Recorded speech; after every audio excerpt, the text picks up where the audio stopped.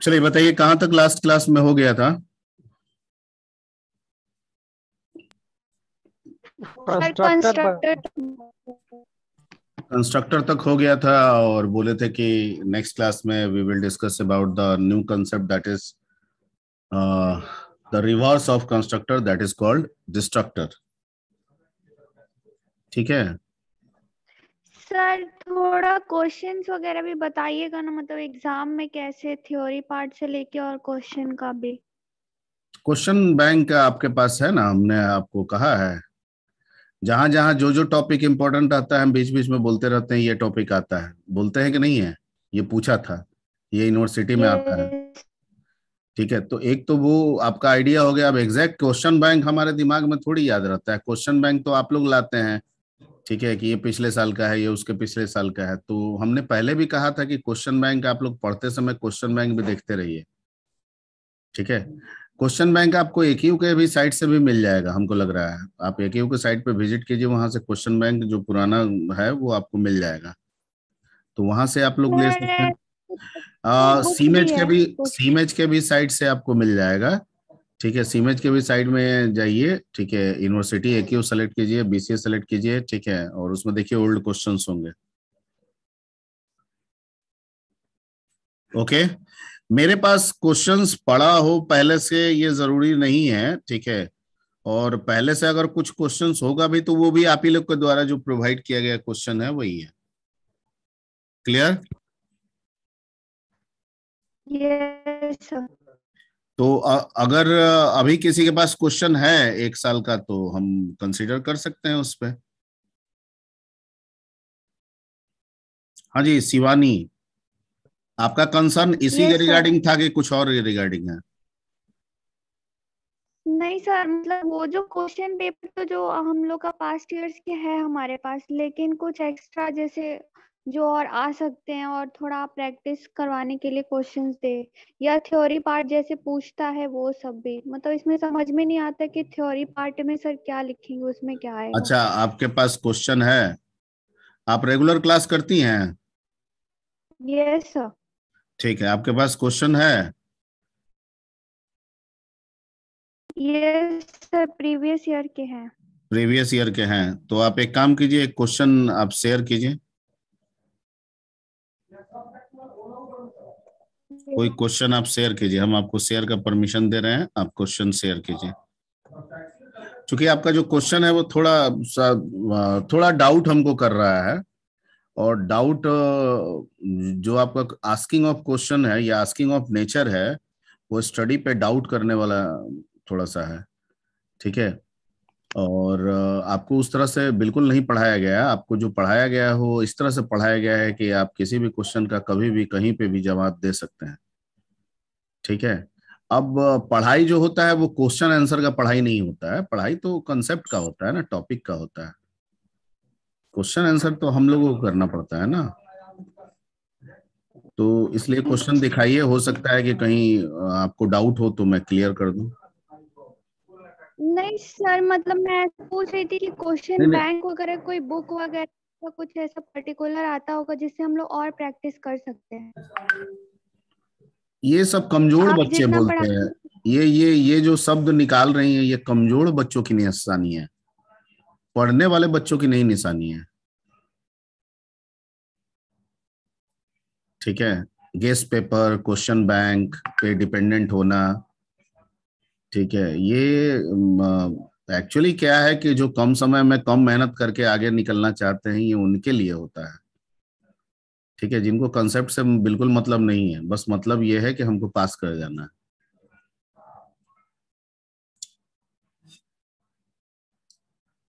ठीक है, एक होता है कि कोर्स वोर्स खत्म हो जाता है तो लास्ट में हम लोग खुद ही रिवीजन 5 क्लास 4 क्लास कर लेते हैं, जिसमें क्वेश्चन बैंक पर रिवीजन करते हैं। आपके जितने सीनियर बैच होंगे उन सब के साथ ऐसे ही होता है। पहले हम लोग सिलेबस कवर अप करते हैं। ठीक है, सिलेबस पे सब सिलेबस के रिगार्डिंग सारे कॉन्फिडेंस लेवल को हम लोग चेक कर लेते हैं। बच्चे तैयार हो जाते हैं, उसके बाद क्वेश्चन बैंक लेते हैं। हम ही खुद पूछते हैं कि ये क्वेश्चन हुआ है, तो बच्चे कहते हैं हाँ हुआ है।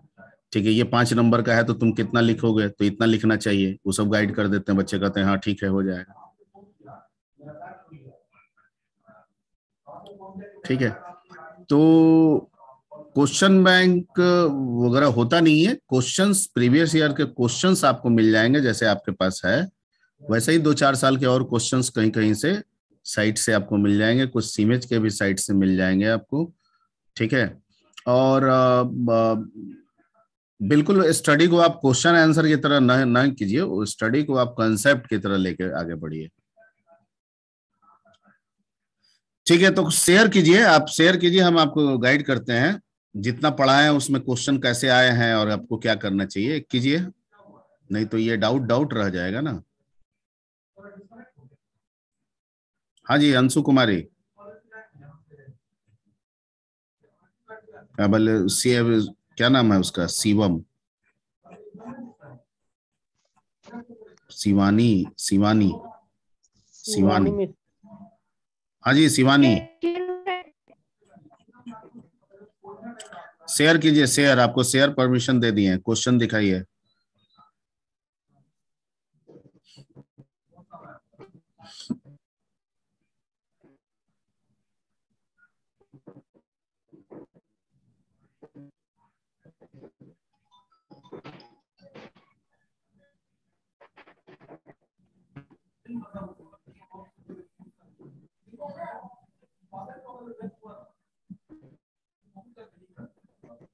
सर मेरा स्क्रीन विजिबल है?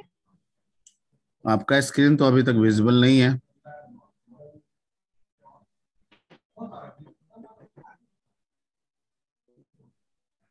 विजिबल?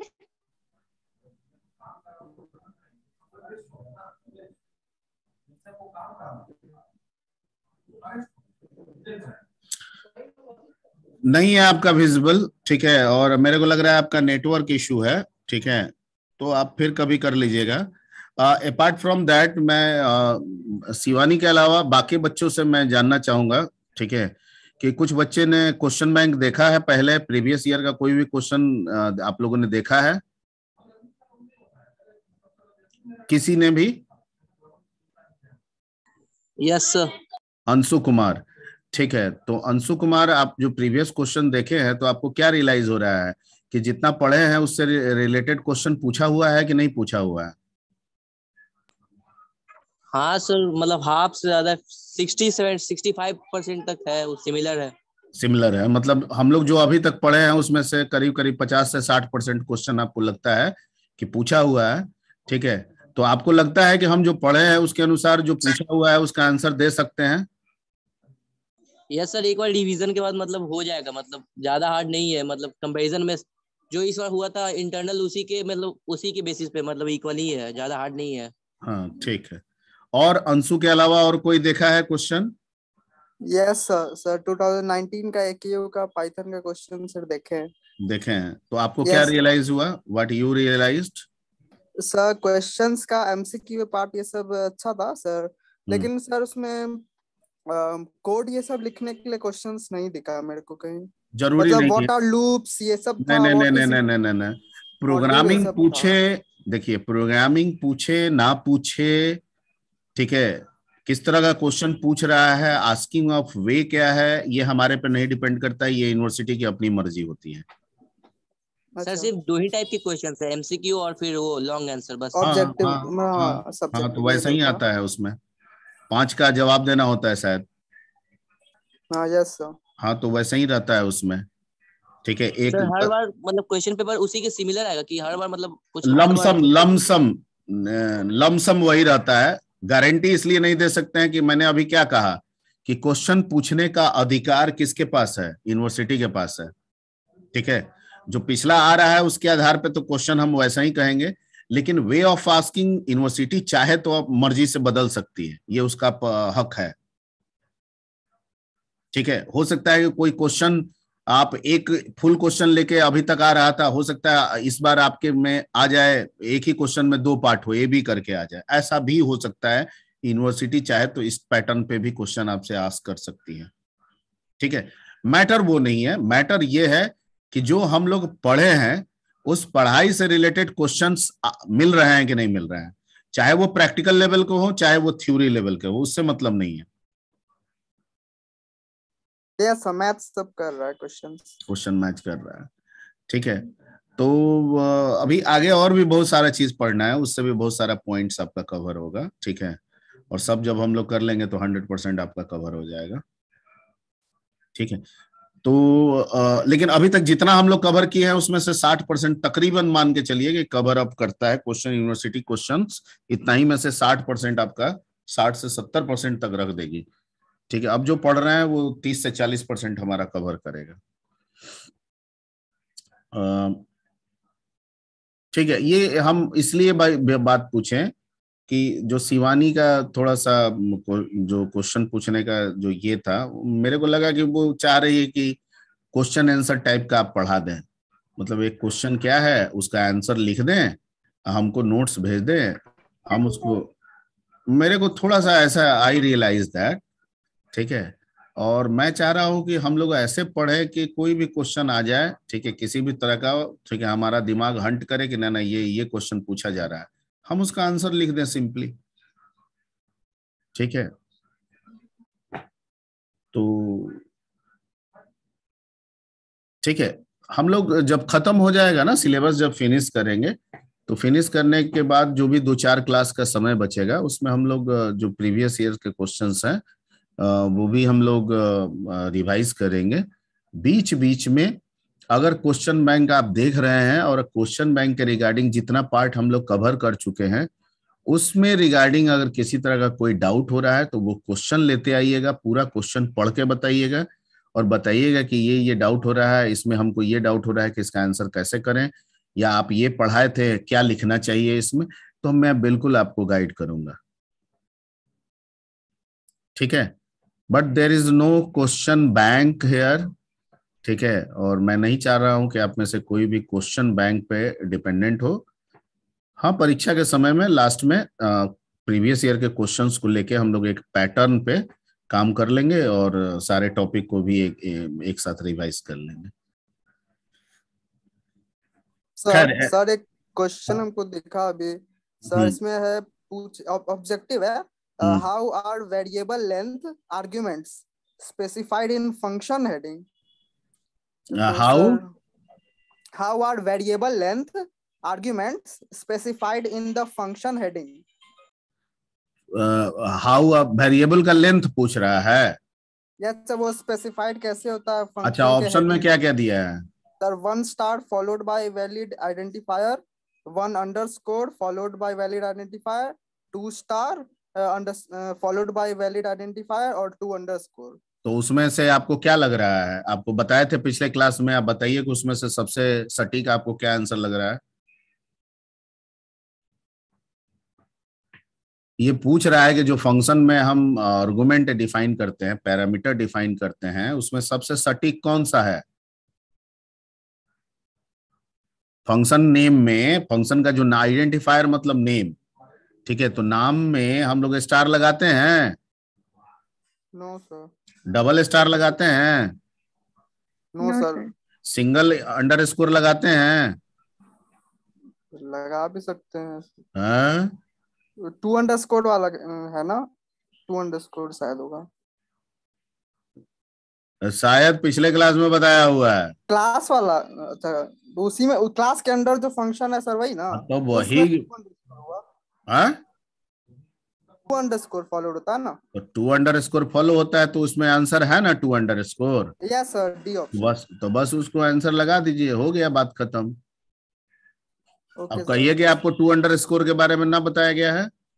नहीं, आप बताएं पिछले बार बताया। ठीक है, तो प्रेजेंस ऑफ माइंड है। ठीक है, सिंगल अंडरस्कोर होता ही नहीं है यहाँ पे, जब भी बनाना होता है तो 2 अंडरस्कोर होता है। अगर पहले लगा देंगे तो प्राइवेट हो जाएगा, और पहले और बाद में दोनों में लगा देंगे तो इसका मतलब है कि प्री डिफाइंड हो गया। यस सर, प्री डिफाइंड हो गया। हाँ, तो मतलब हमको पाइथन वो दे रहा है जैसे इनिट है। ठीक है, चलिए, ओके सर। हाँ सर, जो हम लोग फैक्टराइजेशन निकालते हैं, फैक्टर सर, मतलब तो हम लोग पैरामीटर डाल के भी बना सकते हैं, बिना पैरामीटर के भी बना सकते हैं। कोई भी क्वेश्चन, कोई किसका फैक्टर निकालना है? किसी नंबर का? सर फैक्टोरियल जैसे बनाना है बिना अच्छा, फैक्टोरियल निकालना है, फैक्टोरियल तो फैक्टर मत बोलिए, फैक्टोरियल बोलिए। पैरामीटर। फैक्टर और फैक्टोरियल दोनों वर्ड अलग अलग है। Yes sir. ठीक है, तो आप फैक्टर पूछ रहे हैं कि फैक्टोरियल पूछ रहे हैं, ये बताइए। फैक्टोरियल पूछ रहे हैं बिना इनपुट मतलब बिना पैरामीटर के। हाँ, तो बिना पैरामीटर के कर लीजिए और उसमें जाके इनपुट करा लीजिएगा। बिना पैरामीटर के भी हो जाएगा सर, हाँ, जहाँ हो एन जाए। डालते हैं नहीं भी डालेंगे तो। हाँ, बिना पैरामीटर के भी हो जाएगा और उसमें जाके आपको वैल्यू इनपुट कराना होगा। हाँ लास्ट में। अरे बाबा, आप किसके में क्लास के रिगार्डिंग ये क्वेश्चन पूछ रहे हैं कि फंक्शन के रिगार्डिंग ये क्वेश्चन पूछ रहे हैं? सर क्लास में। तो तो क्लास में आप मान लीजिए कि बिना पैरामीटर का एक फंक्शन बना रहे हैं जो फैक्टोरियल निकाले। ठीक है, तो आप जब उस फंक्शन को कॉल कीजिएगा तो किसका फैक्टोरियल निकालेगा? तो दो तरीका है, या तो क्लास डाटा का फैक्टोरियल निकालेगा, तो क्लास डाटा में पहले से इनपुट हो जाना चाहिए। यस तो सर। एक मेथड आप पहले इनपुट का बना लीजिए, उसमें आप क्लास डाटा में इनपुट करा लीजिए, उसके बाद आप फैक्टोरियल को कॉल कीजिए, वो क्लास डाटा का फैक्टोरियल निकाल के दे देगा। यस हमको लग रहा है एक हम बार बताए थे इस तरह का क्वेश्चन आपको। ये तो बता दिए हैं, बिना मैं डाले हुए पूछ रहा था जिसमें एन का नहीं डाले लास्ट में। तो एन का नहीं डालिएगा तो बिना एन के डाले कैसे होगा? दो, अब क्लास में बनाइएगा तो दो तरीके से एन होगा। ठीक है, एक हुआ कि क्लास में हम डाटा ही नहीं रखेंगे, सीधे फंक्शन, एक ही फंक्शन होगा, वो फंक्शन हम कॉल करेंगे, तब तो उस केस में हमको इनपुट कराना होगा। ठीक है, पहले मैं आपका नोट्स खोलता हूँ। ठीक है, अब चूंकि ये क्वेश्चन उसी से रिलेटेड है।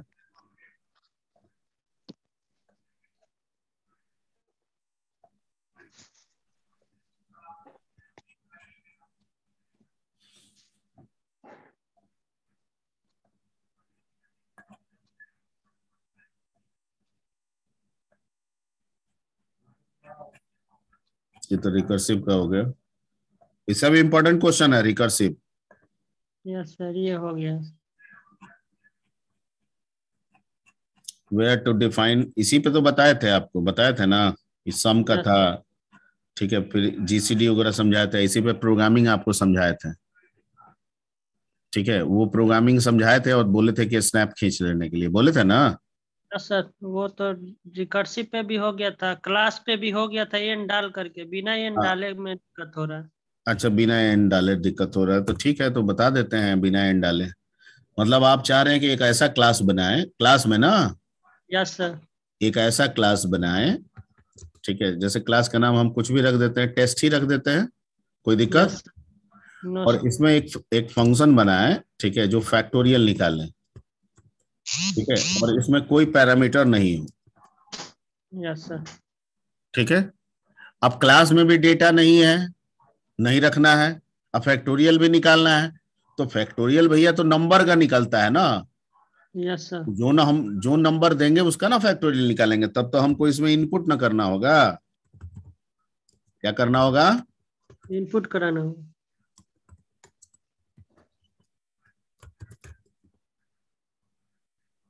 ठीक है, अब नंबर इनपुट हो गया, अब एफ ले लीजिए, एफ इज इक्वल टू क्या ले लीजिएगा? 1।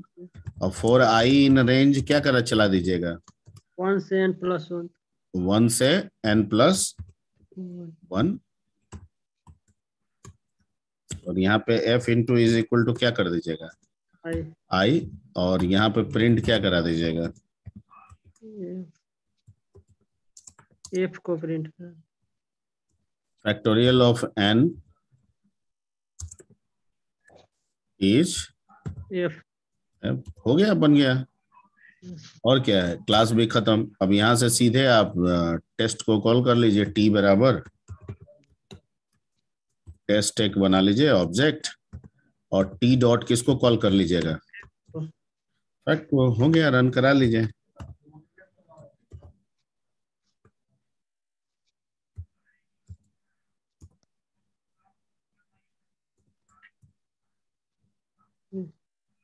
Yes sir.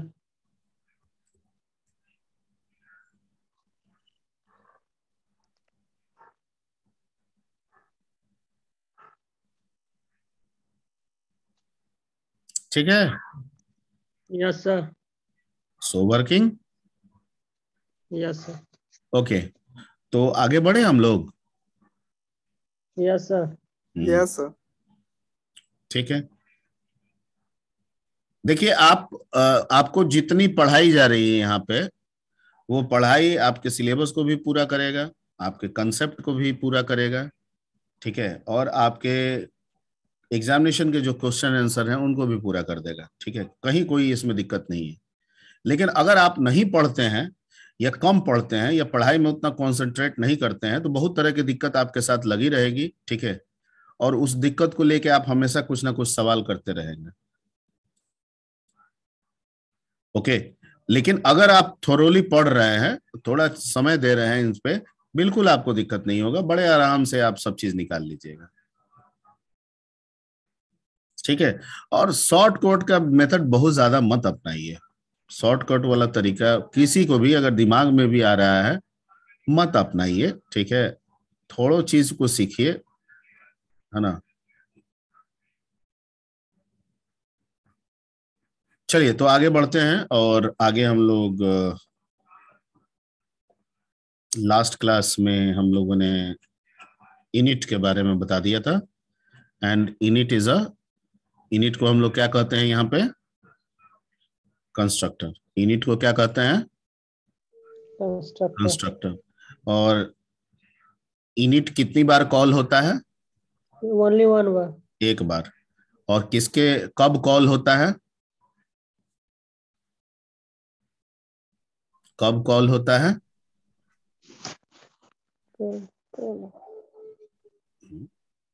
कब कॉल होता है, ऑब्जेक्ट के साथ। किसके ऑब्जेक्ट के द्वारा, क्लास के। तो क्लास के ऑब्जेक्ट बन जाने के बाद कॉल होता है या बनते समय कॉल होता है, बनते समय कॉल होता है। बनते समय कॉल होता है, वेरी गुड। यानी कि जब ऑब्जेक्ट बना उसी समय ये क्या हो जाएगा, कॉल हो जाएगा, ठीक है। यहाँ पे लिखा हुआ है कि कॉल क्या, ऑटोमेटिकली व्हेन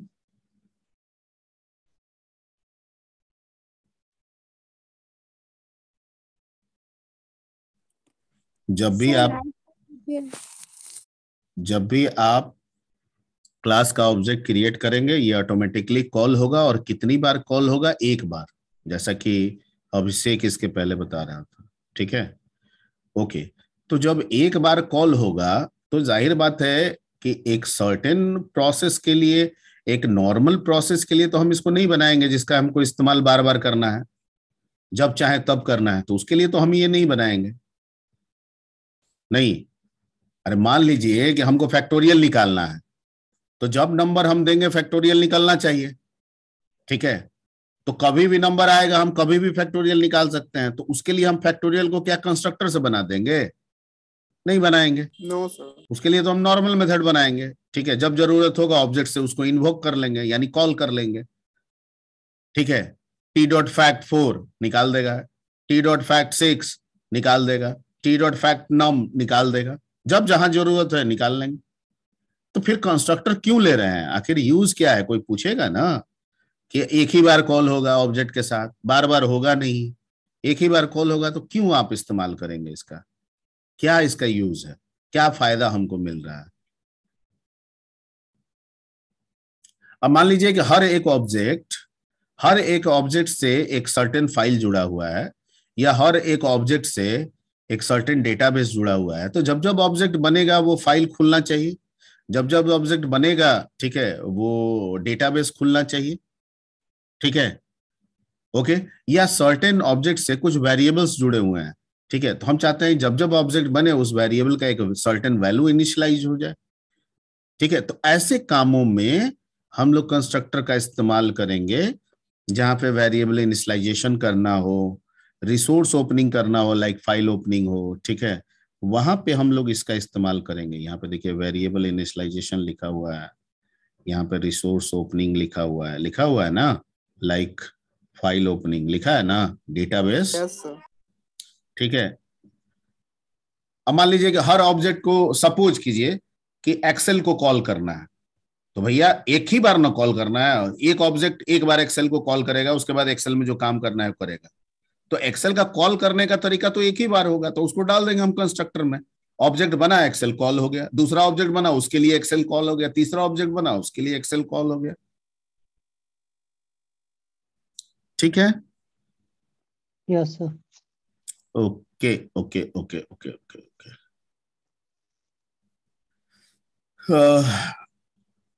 चलिए इसमें आगे बढ़ते हैं। अगला जो टॉपिक है वो डिस्ट्रक्टर है, लेकिन उसके पहले थोड़ा सा हम लोग बात किए भी होंगे, लेकिन फिर भी दोबारा हम लोग बात करना चाहते हैं।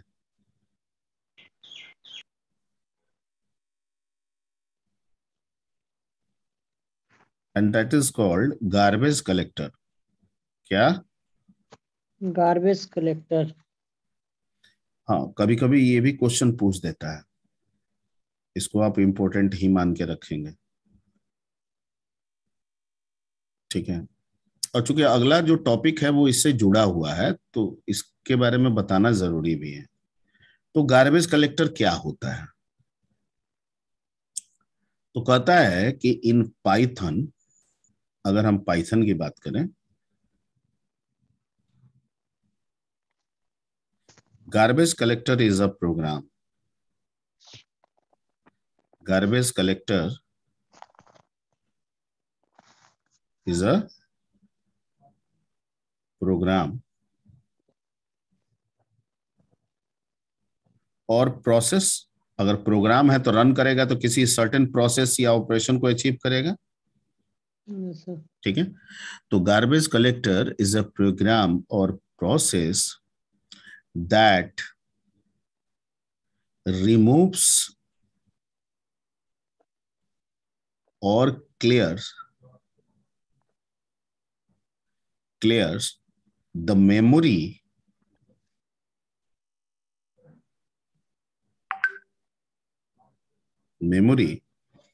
reserved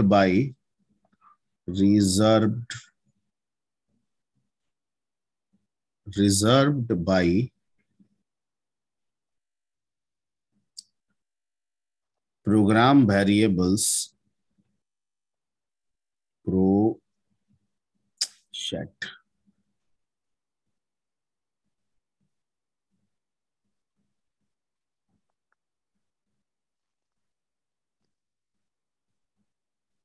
program variables, ठीक है, और रिसोर्सेज। ठीक है? Memory reserve by program variables और रिसोर्सेज, बट currently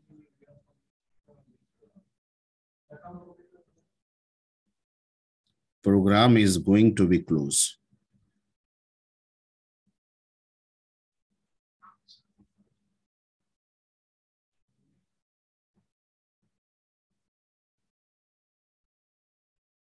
ठीक है? क्या कह रहा है यहां पे, ध्यान दिया जाए। कह रहा है कि रिमूव्स और क्लियर करता है। किसको रिमूव्स और क्लियर करता है? मेमोरी को। ठीक है? समझ में आ रहा है? Yes sir. किसको रिमूव करता है, क्लियर करता है? मेमोरी। किस, क्या पूरा मेमोरी को कहता है? नहीं, पूरा मेमोरी को नहीं, बल्कि उस मेमोरी को जो कि रिजर्व किया गया है किसके द्वारा? Programme variable. प्रोग्राम में जो हम वेरिएबल्स यूज कर रहे हैं, चूंकि प्रोग्राम में जो वेरिएबल यूज करते हैं वो मेमोरी यूज करता है कि नहीं करता है? Yes sir.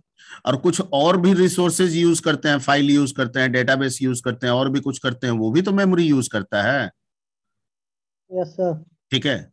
तो कहता है उसको ये क्लियर करता है। तो कब क्लियर कर देता है? हमेशा कहता है नहीं, but currently program is going to be क्या? क्लोज। यानी कि जब प्रोग्राम बंद होने के कगार पे होता है तो ये गार्बेज कलेक्टर आता है। ठीक है? और उस प्रोग्राम के वेरिएबल्स, रिसोर्सेज के द्वारा जो भी मेमोरी ऑक्युपाई किया गया होता है उसको क्या कर देता है? क्लियर कर देता है। ठीक है? यस। Point clear? इसका मतलब कि हर प्रोग्राम के क्लोजिंग पे क्या इन्वोक होता है? It mean, garbage collector. हाँ वाह, very good. It means Python invoke, in means लिखें सर। अच्छा ये सब थोड़ा देख लीजिएगा, मेरा दिमाग कभी कभी पजल भी हो जाता है। ठीक है, स्पेलिंग और स्पेलिंग में देख लीजिएगा कहीं। It means Python, it means Python invokes garbage collector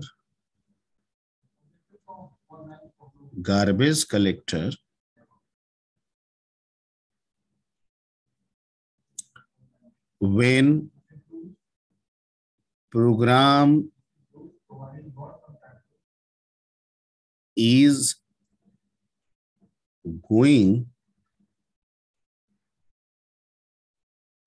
going to be क्या? क्लोज और एंड, क्लोज और एंड। ठीक है, यानी पाइथन ऑटोमेटिकली इसको इन्वोक कर देगा। ठीक है, it means Python invokes garbage collector when program is going to be close और एंड। जब भी हमारा प्रोग्राम खत्म होगा, ठीक है, क्या कॉल हो जाएगा? पाइथन किसको बुला देगा? Garbage collector. Garbage collector. ठीक है, मतलब घर में कोई फंक्शन चल रहा है, फंक्शन खत्म हुआ, ठीक है, म्युनिसिपैलिटी वाला आया, कचरा उठाया, लेके चला गया। ठीक है, फिर फंक्शन हुआ, फंक्शन खत्म हुआ, म्युनिसिपैलिटी वाला आया, कचरा उठाया, चला गया। मैं जो बोल रहा हूँ समझ में आ रही बात? यस, यही काम है इसका। ठीक है, अब कचरा क्या है? तो जब तक यूज में है तब तक वो कचरा नहीं है, लेकिन जब वो निकल ही, प्रोग्राम जब एंड हो रहा है, तो प्रोग्राम के द्वारा जो भी मेमोरी रिजर्व करके रखा गया है, जब प्रोग्राम बंद होगा तो वो मेमोरी तो उस प्रोग्राम के लिए कचरा ही हो गया ना, क्योंकि प्रोग्राम तो एंड कर रहा है अपने आप को। ठीक है, तो गार्बेज कलेक्टर आएगा और उस प्रोग्राम से रिलेटेड जो भी मेमोरी ऑक्युपाई किया गया है उसको हटा देगा। ठीक है, इससे सिस्टम का क्या परफॉर्मेंस क्या रहेगा? बेहतर रहेगा ऑलवेज। हम लोग सर आइडियली में करते हैं तो इसी तरह होता रहता है। बिल्कुल बिल्कुल बिल्कुल होते रहता है। ठीक है, अब है कि इससे related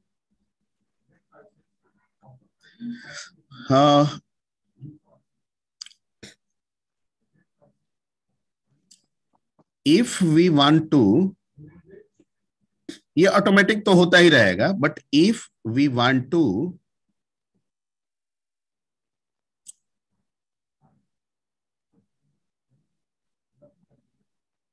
invoke the garbage collector,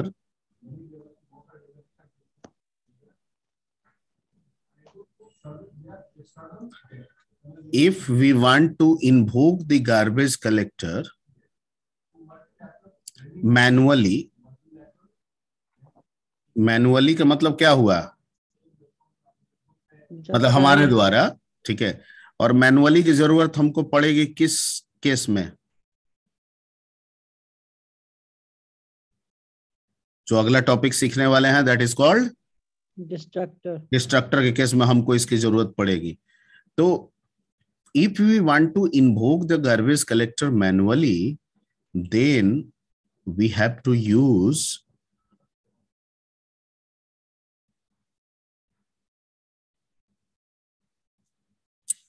del method, del function. Then we have to use del function. ठीक है, लाइक ओके। अब del फंक्शन क्या करता है? ठीक है, अब del का यहां पे क्या समझिए, मैनुअली कैसे होगा? तो जैसे हम क्लास ऑब्जेक्ट बना रहे हैं, तो क्लास का ऑब्जेक्ट हम बनाते जाएंगे, लेकिन जब हम एंड होंगे, जब प्रोग्राम एंड होगा, तो इसका मतलब जो भी बनाया हुआ ऑब्जेक्ट है वो ऑटोमेटिकली क्या होगा? ओहो, हम क्लास बना रहे हैं, क्योंकि ये कंसेप्ट तो क्लास ऑब्जेक्ट से ही ना रिलेटेड है। तो हम कोई भी क्लास बनाएंगे तो उसका इस्तेमाल हम कैसे करते हैं? ऑब्जेक्ट बना के। कैसे करते हैं?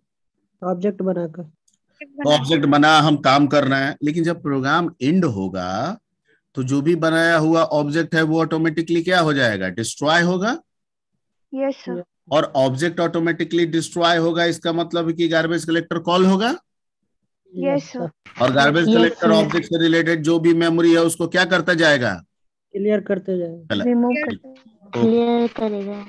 लेकिन अगर ऑब्जेक्ट को मैनुअली हमको रिमूव करना पड़े, तो जब हम मैनुअली रिमूव करेंगे तब ना गार्बेज कलेक्टर कॉल होगा।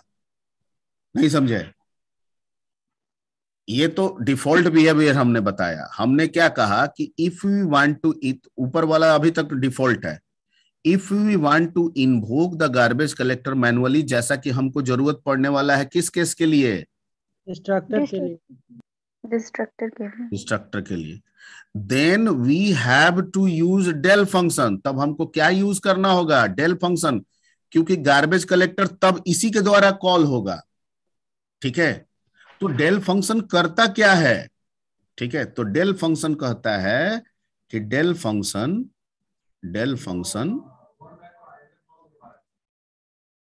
रिमूव्स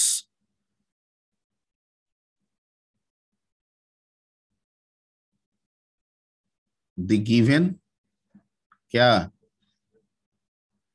ऑब्जेक्ट फ्रॉम किससे? मेमोरी। इट मीन्स कि जब जब मेमोरी को ये रिमूव कराने की कोशिश करेगा, इट मीन्स इट कॉल्स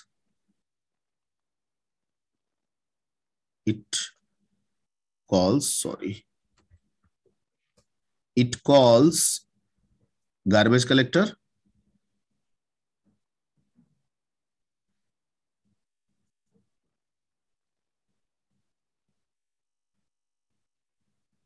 ठीक है।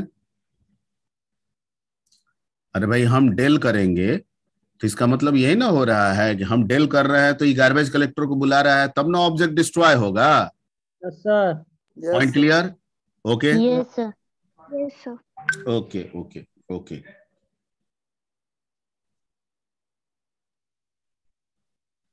The del function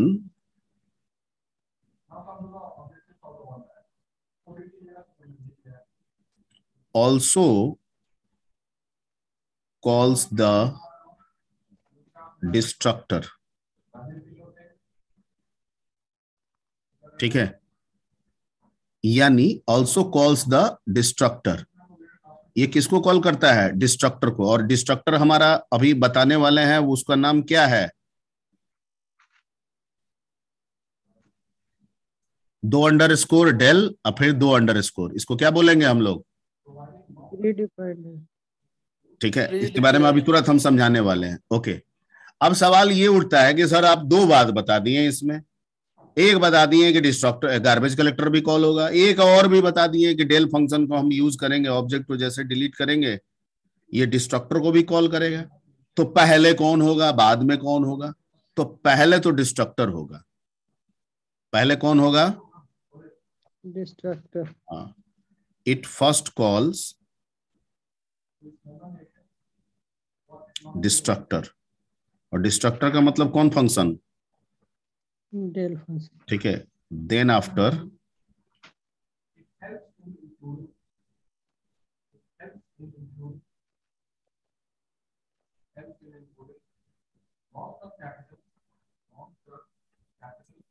ठीक है, ये बताना जरूरी था क्योंकि डिस्ट्रक्टर में ये पॉइंट्स जरूरी है। अब आते हैं हम लोग। ठीक है, और इसका सिंटेक्स कैसे होगा? मान लीजिए कि सिंटेक्स में आप डेल को इस्तेमाल कैसे कीजिएगा। सिंटेक्स में सिंपली डेल और यहाँ पे आपको ऑब्जेक्ट लिख देना है। ऑब्जेक्ट का नाम दे दीजिए। उस ऑब्जेक्ट को ये क्या करेगा? जो भी ऑब्जेक्ट का नाम दीजिएगा उस ऑब्जेक्ट को क्या कर देगा? ये मेमोरी से रिलेटेड। हाँ, तो जैसे ही ये डेल ऑब्जेक्ट को आप रिमूव कीजिएगा, ये कॉल करेगा, सबसे पहले कॉल करेगा किसको? डिस्ट्रक्टर को सबसे पहले कॉल करेगा ये डिस्ट्रक्टर को, ठीक है, और फिर डिस्ट्रक्टर किसको कॉल कर लेगा? Garbage collector.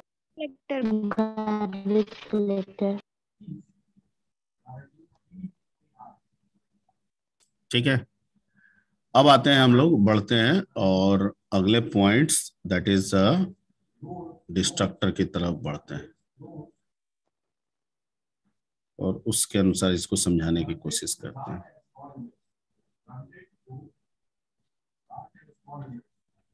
और एक चीज और भी हम लोग को ये ध्यान में रखना है कि कंस्ट्रक्टर जो है ना, जिस ऑब्जेक्ट सीक्वेंस को फॉलो करते हैं वो उसी सीक्वेंस को फॉलो करता है मेमोरी में।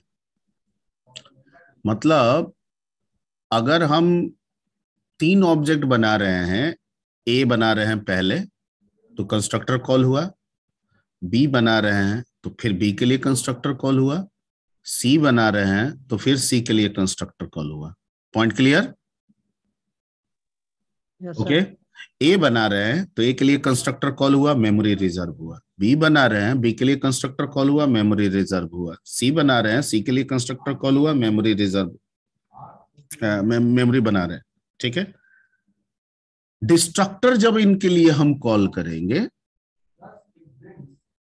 ठीक है, जब डिस्ट्रक्टर करेंगे, ठीक है, तो वो आपका उल्टा काम करेगा। ठीक है, क्या काम करेगा? उल्टा। अच्छा, एक काम करते हैं, पहले इसको कर लेते हैं, उसके बाद आपको समझाते हैं। अभी हो सकता है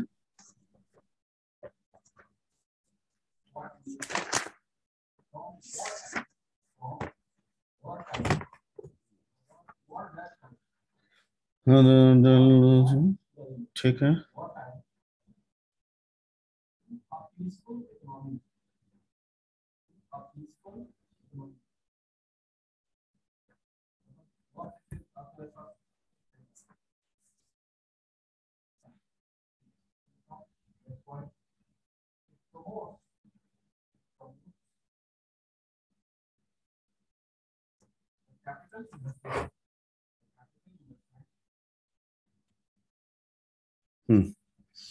पहले डिस्ट्रक्टर पे हम लोग पहले अंडरस्टैंडिंग बना लेते हैं। पहले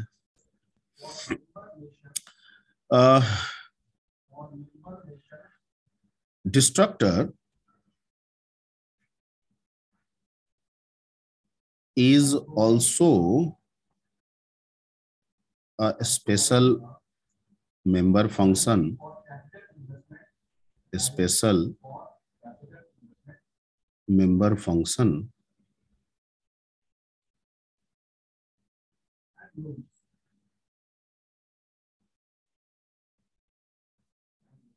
of the class, just like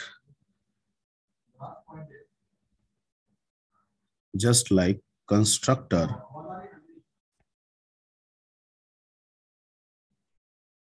but in reverse meaning, but in reverse meaning. इस लाइन का क्या मतलब हो गया? कंस्ट्रक्टर के जैसा ही है लेकिन उल्टा काम, उल्टा मीनिंग में उल्टा है। ठीक है, रिवर्स मीनिंग। ठीक है,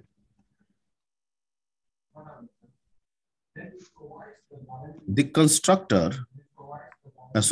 destructor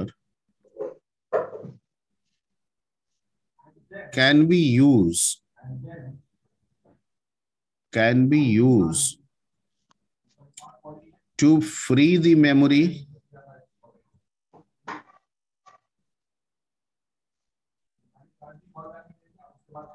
or closes the resources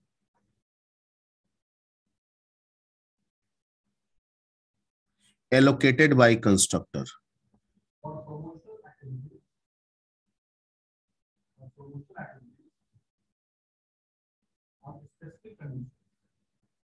ठीक है, point clear? The destructor can be use to free the memory, यानी कि कंस्ट्रक्टर में क्या क्या लिखे थे कि वेरिएबल का वैल्यू इनिशियलाइज करेगा, तो ये क्या कर देगा? डी इनिशियलाइज करेगा। यही ना समझे? वहां पे लिखवाए थे कि रिसोर्सेज ओपन करेगा, फाइल को ओपन करेगा, डेटाबेस को ओपन करेगा। तो डिस्ट्रक्टर क्या कह रहा है कि हम तो निकलते वक्त काम करेंगे, तो हम उसको क्या कर देंगे, बंद कर देंगे। मैं जो बोल रहा हूं समझ में आ रही है बात? Yes sir. Yes sir. Yes sir. ठीक है, बाकी हम एग्जांपल देंगे तो और क्लियर हो जाएगा। तो this destructor can be use to free the memory, ठीक है, और closes the resources allocated by constructor. Free the memory और closes the resources allocated by constructor. Okay,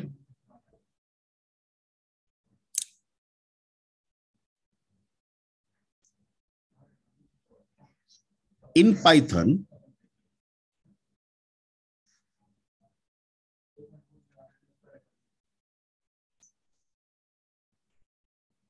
_del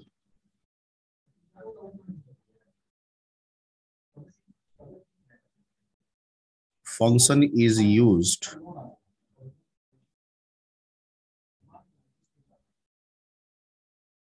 as क्या? पाइथन में हम किसका इस्तेमाल करते हैं? डेल फंक्शन का इस्तेमाल करते हैं एज अ डिस्ट्रक्टर के तौर पे, ठीक है, एज अ डिस्ट्रक्टर के तौर पे। डेल 2 अंडरस्कोर पहले और 2 अंडरस्कोर बाद में, ठीक है। अगर किन्हीं को माइनस दिख रहा होगा तो कृपया करके माइनस ना समझेंगे, क्या समझेंगे? अंडरस्कोर। हाँ, बहुत बच्चा जो है ना, लिखावट में भी बहुत सारा, बिहार में काम कम होता है, कानून बहुत ज्यादा होता है।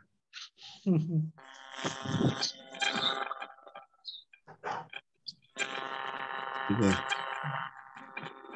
ओके। तो in Python del function is use as a, किसका है? बहुत गड़गड़ा रहा है जी। अब्दुल, कौन है अब्दुल? हाँ जी, अब्दुल 73, अब्दुल 73।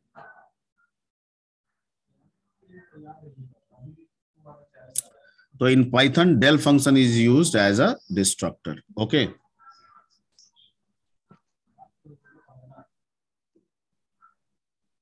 ओके। फिर इसमें लिखना होगा आपको कि द डेल फंक्शन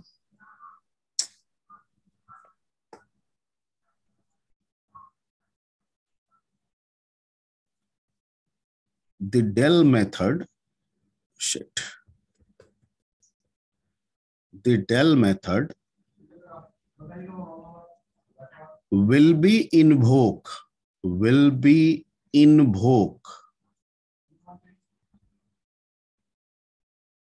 ठीक है, will be invoke when you destroy an object by using किस फंक्शन?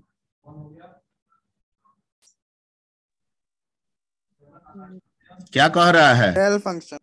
कह रहा है कि डिस्ट्रक्टर अपने से कॉल नहीं होगा, ठीक है।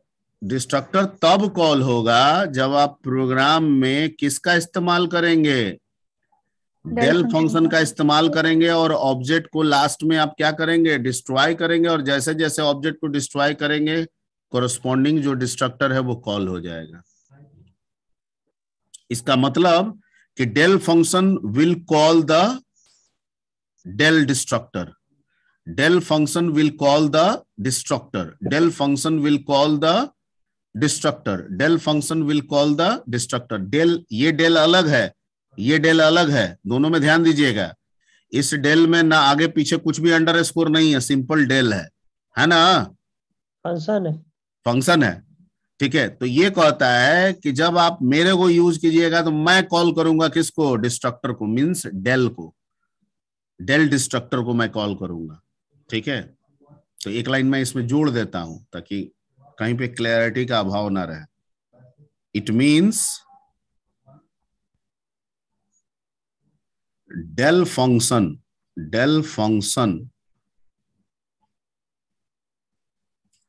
will call किसको? डिस्ट्रक्टर। will call किसको? डिस्ट्रक्टर। और डिस्ट्रक्टर का मतलब क्या हो गया?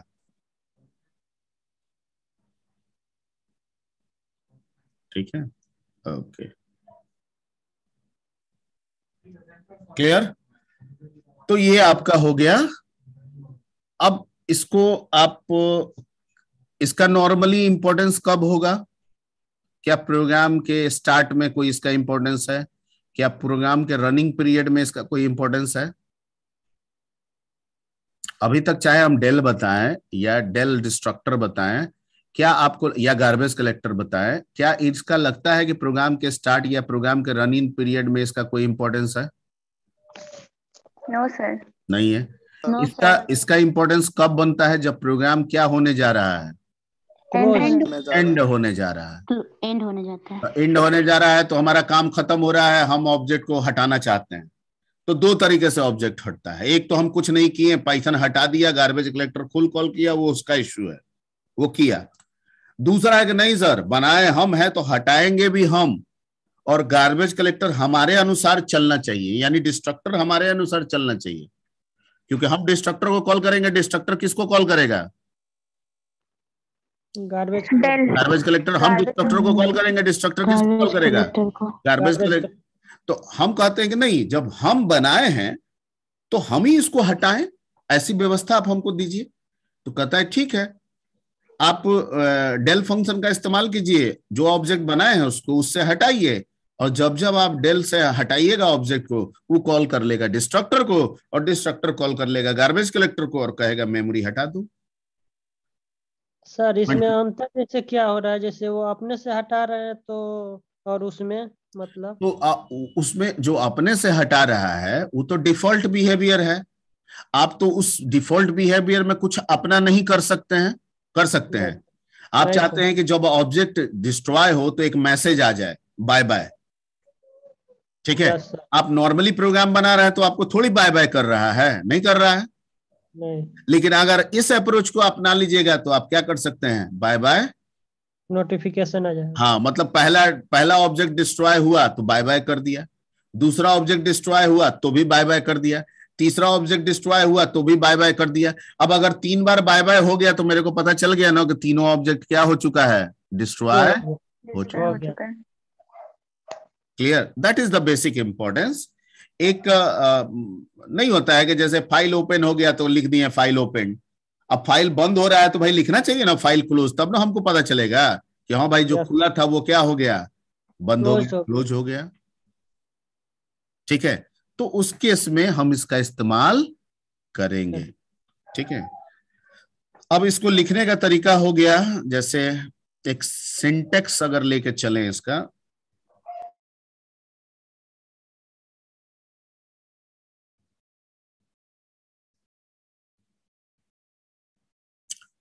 तो आप कोई भी क्लास बना रहे हैं तो बनाइए, आप इसमें इनिट भी ले रहे हैं तो लीजिए।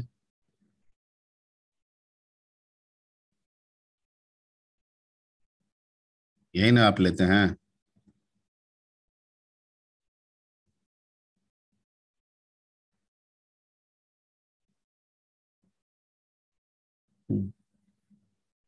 ठीक है, और ये सब कर लिए। अब प्रोग्राम का जहां एंड आप कर रहे हैं, एंड में, एंड ऑफ प्लेस में आप लिखिएगा कहीं, लेकिन इसका मीनिंग क्या बनता है? एंड में ही बनेगा, डेफ। और लास्ट में आप किसको इस्तेमाल कर लिए?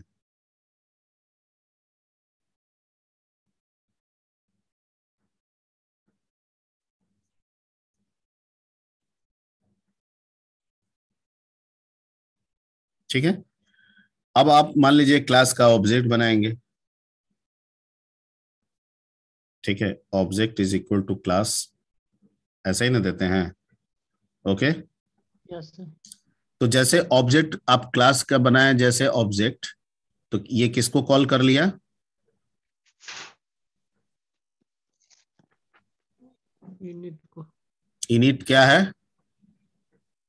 डिफाइंड कंस्ट्रक्टर है। इनिट क्या है? कंस्ट्रक्टर है।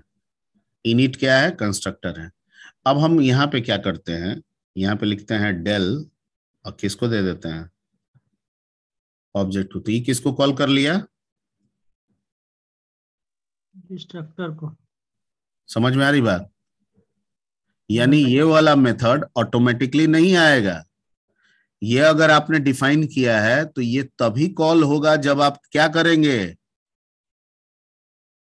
ऑब्जेक्ट को डिलीट करेंगे। ये डिस्ट्रक्टर तभी कॉल होगा जब आप ऑब्जेक्ट को क्या करेंगे? डिलीट करेंगे। ये ऑटोमेटिक नहीं कॉल होगा। ठीक है, ये ऑटोमेटिक नहीं कॉल होगा। ठीक है, हालांकि C++ पढ़िएगा, ठीक है, तो वहां पे आपको बताया जाएगा कि डिस्ट्रक्टर भी ऑटोमेटिक कॉल होता है, लेकिन यहाँ पे वो रूल नहीं है। यहाँ पे कहता है कि नेचर वैसा है, पर ये कॉल होगा, ऑटोमेटिकली नहीं होगा। कॉल तो तभी होगा जब आप ऑब्जेक्ट को क्या करने जाएंगे? डिलीट करने। अगर आप ऑब्जेक्ट को डिलीट नहीं कर रहे हैं तो डिस्ट्रक्टर कॉल नहीं होगा। नहीं, गार्बेज कलेक्टर होगा। देखिए, गार्बेज कलेक्टर होगा पर आपका डिस्ट्रक्टर वो कॉल नहीं करने देगा। ठीक है, और अभी कॉल कीजिएगा तो डिस्ट्रक्टर कॉल होगा, डिस्ट्रक्टर अपना काम करेगा और काम करने के बाद गार्बेज कलेक्टर को भी बुला लेगा कि भैया आ जाओ और मेमोरी देखो, सब सफाया कर दो। क्लियर? Yes sir. ठीक, तो जब ऑब्जेक्ट बनता है तो कंस्ट्रक्टर, और जब ऑब्जेक्ट खत्म होता है तो कौन कॉल होता है? डिस्ट्रक्टर। ठीक है, कंस्ट्रक्टर भी ऑटोमेटिकली कब कॉल होता है? जब हम क्लास का ऑब्जेक्ट क्रिएट करते हैं। उसी तरीके से डेल भी ऑटोमेटिकली कब कॉल होगा? जब हम उस ऑब्जेक्ट को क्या करते हैं? डिलीट करते हैं। ठीक है, तो ये क्या हो रहा है? When object created, when object जब क्रिएट होता है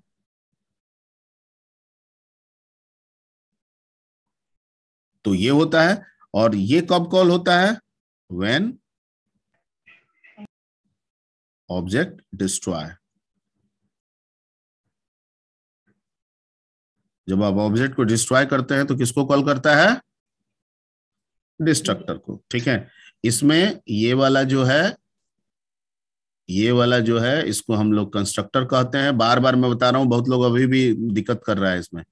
ये क्या है? कंस्ट्रक्टर।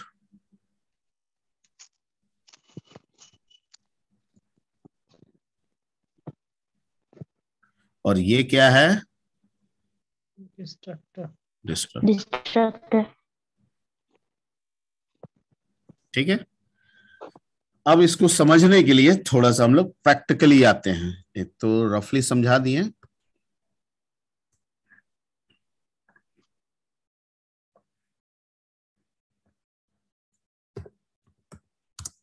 मान लीजिए कि डेफ इनिट दे देते हैं, इसे सिंपल समझने के लिए सेल्फ,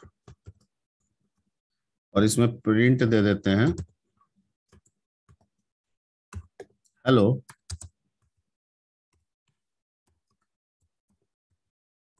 ऑब्जेक्ट इज क्रिएटेड।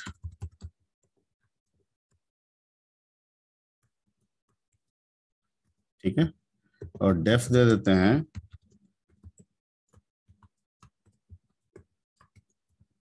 और इसमें प्रिंट दे देते हैं हेलो बाय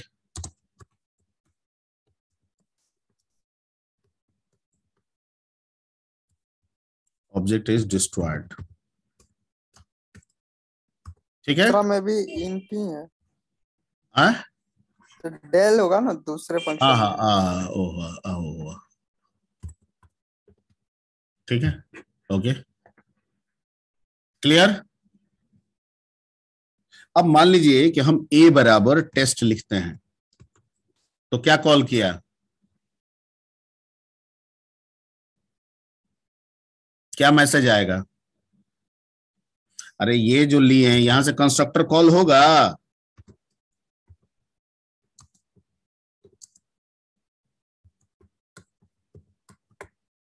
तुम लोग बोल नहीं रहे हो जी।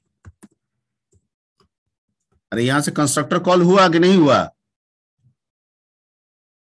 हेलो, आवाज